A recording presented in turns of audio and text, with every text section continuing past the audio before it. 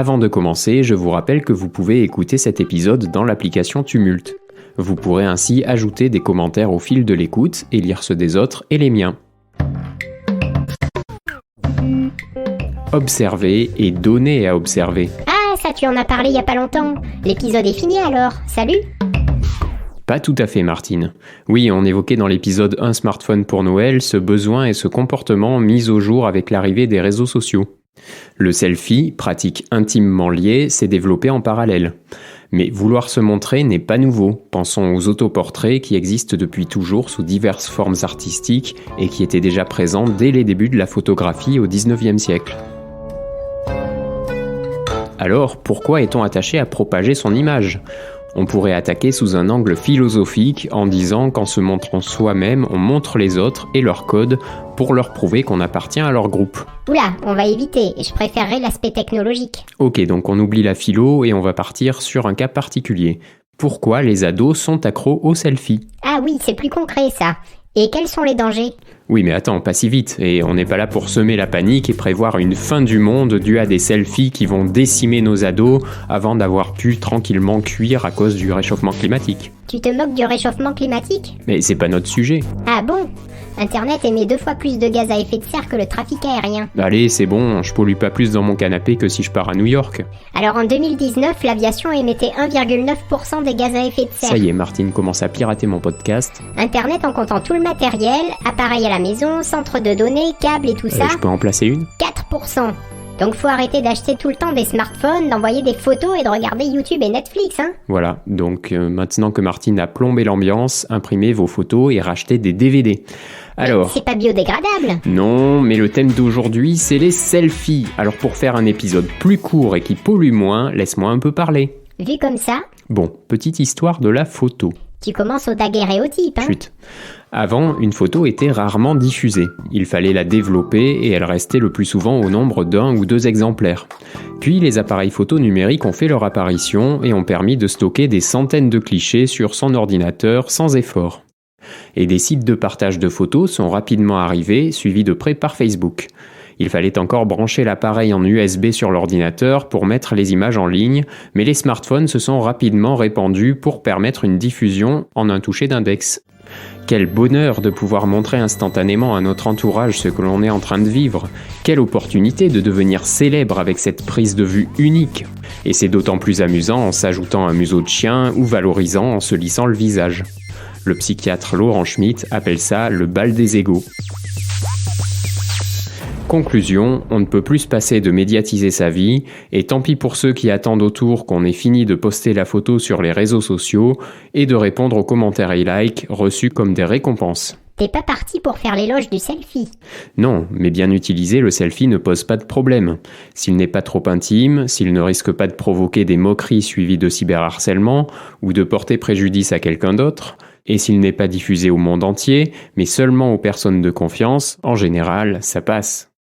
Bon, et si tu veux les bons côtés, c'est par exemple la facilité à donner des nouvelles à la famille et aux amis qui sont loin, ou à garder des souvenirs. Les avantages de la photo, quoi. Oui, en plus de renforcer les liens sociaux avec les personnes qu'on voit régulièrement. Sauf que maintenant, tout le monde peut voir ses photos si on configure mal ses publications. Ce qui peut causer les problèmes qui sont apparus avec cette diffusion excessive et qu'on va détailler.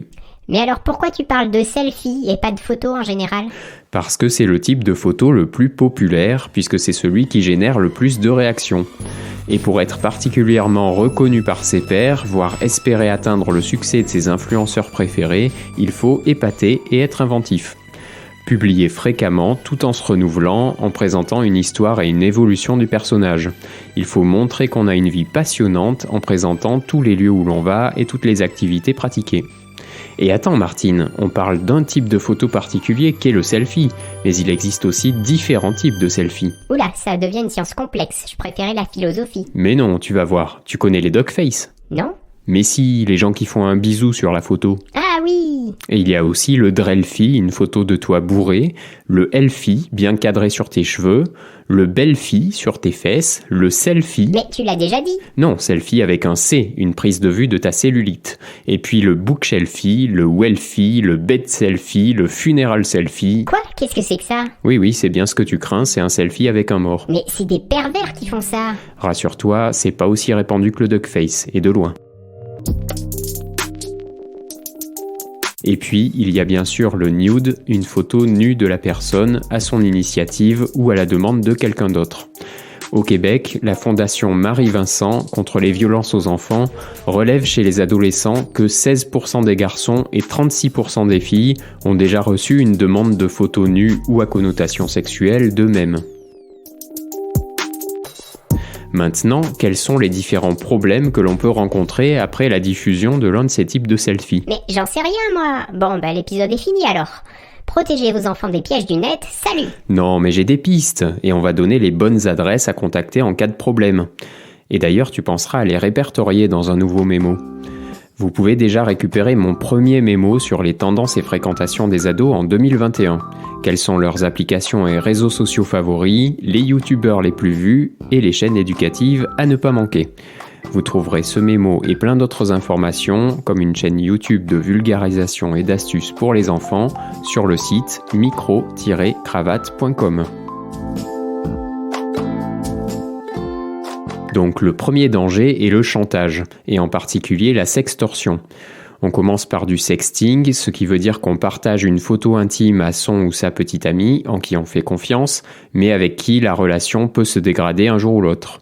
Il peut avoir l'idée de menacer de partager ses photos prises quand tout allait bien, ou de les diffuser publiquement sans préavis, ce qu'on appelle du revenge porn. Tu aimes bien les termes en anglais? Non, c'est pas moi qui les invente, mais attends, en voilà un autre, le grooming.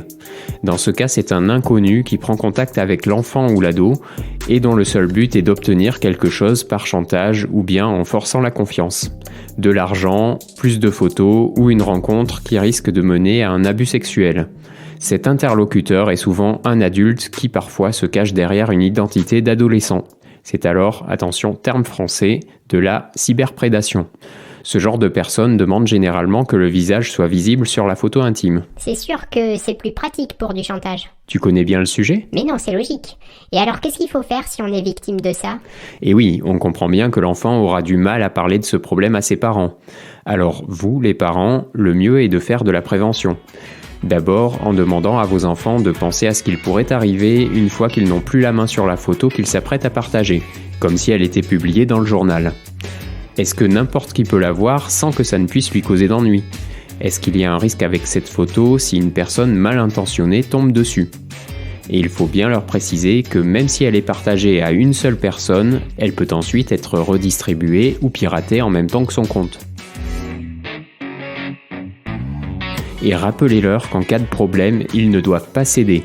Ça ne résoudrait certainement pas la situation et encouragerait au contraire la personne à recommencer.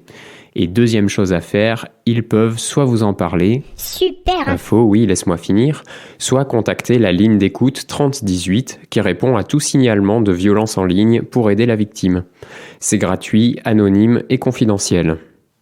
Et le signaler à la police ou la gendarmerie et à la plateforme pour demander la suppression de la publication. Si le site ne réagit pas, il peut se rendre sur pointdecontact.net pour signaler le contenu illicite. Mais dans tous les cas, conservez des preuves du partage. Et mieux vaut réagir au plus tôt pour ne pas laisser empirer la situation. Petite anecdote, Martine, tu connais l'album Nevermind de Nirvana ? Oui, avec un bébé dans une piscine. Oui, la photo a été prise en 1991. Eh bien, le bébé en question a porté plainte en 2021, 30 ans plus tard, pour exploitation de photos à caractère pédopornographique et parce que ses parents n'ont pas signé d'autorisation d'exploitation. Et alors, il a gagné ? Alors c'est encore trop tôt pour le dire, mais il avance comme argument une vie de souffrance alors qu'il n'a pas hésité à reproduire la photo à plusieurs reprises. Ce qui ne va pas jouer en sa faveur. Encore avec des photos intimes, ou seulement des prises de vue qui ne présentent pas une personne à son avantage, ça peut aboutir à du cyberharcèlement. Comme on le disait tout à l'heure, une photo à l'ancienne, sur papier, a un impact très limité. Elle peut provoquer les moqueries de quelques personnes seulement à un moment donné. Mais une photo en ligne peut faire beaucoup de chemin et se multiplier à grande vitesse par de simples copier-coller vers différentes plateformes. Solution ? Les mêmes que pour le chantage, de la sensibilisation et information, et puis les mêmes numéros en cas de problème. L'usurpation d'identité peut aussi s'ajouter aux conséquences fâcheuses de la mise en ligne d'un visage. Plus que fâcheuse, il faut de la patience et du courage pour s'en dépêtrer. Oui, ça c'est clair, et l'usurpation est mise en œuvre de différentes manières. Le visage peut être utilisé pour fabriquer de faux papiers d'identité qui serviront à commettre des actes illégaux, ou peut passer dans un logiciel de création de deepfake, ce qui est maintenant à la portée de presque tout le monde. Le principe est de coller un visage sur un corps, ce qui peut faire passer la victime pour le malfrat. Le temps d'obtenir la preuve que c'est un fake, on peut entendre la police sonner à la porte pour quelques petites questions. Et plus si affinité. Ou si le deepfake ou papier d'identité est particulièrement bien conçu. Et même si vous, votre enfant, n'êtes pas fiché, il est très simple aujourd'hui de retrouver n'importe quel propriétaire honnête d'un visage. Et là, qu'est-ce qu'il faut faire ? Généralement, le mal est fait quand tu te rends compte de l'usurpation d'identité puisque la banque aura déjà été braquée en ton nom. Et là, tu ne peux plus que clamer ton innocence et essayer de le prouver. Les forces de l'ordre mettront certainement leur bonne volonté pour t'aider, mais les démarches peuvent être longues. Alors le mieux à faire est toujours la prévention. N'envoyer ses photos et son identité sur Internet qu'en cas de nécessité, et donc aussi sensibiliser ses enfants par rapport à ça. Mais pourquoi ça tomberait sur moi ou un ado qui n'a rien demandé à personne ? Parce que votre identité est peut-être en train de dormir tranquillement sur le darknet, qui est bien fourni en données piratées ou obtenues par scrapping. Quoi ? Scrapping, tu sais, ce qui arrive régulièrement aux réseaux sociaux. Les informations publiques des utilisateurs sont récupérées à grande échelle, ce qui constitue des bases de données de rêve pour des campagnes de spam ou de l'usurpation d'identité. Donc, encore une fois, on évite toute diffusion inutile. Et il faut penser à bien vérifier les paramètres de confidentialité de tous ces comptes. On n'a pas besoin de fournir au monde entier son nom, sa photo, sa date de naissance, son adresse, etc. Ça, c'est la base quand on est sur les réseaux sociaux, mais il faut aussi faire attention à la portée des publications. Votre enfant va adorer partager publiquement plutôt qu'à un groupe restreint ses selfies, alors insistez bien sur les conséquences de ce choix et voyez avec lui comment passer par défaut les publications en privé. Voilà quelques pratiques autour du selfie, quelques problèmes connus et quelques solutions. Alors Martine, si tu n'avais qu'une seule recommandation à faire, Protégez vos enfants. Attends, si je pouvais finir de te poser la question, ce serait magnifique. Quelle recommandation nous ferais-tu ? C'est la fin de la question, là. Point d'interrogation. Ça y est, vas-y. Protégez vos enfants des pièges du net. Salut !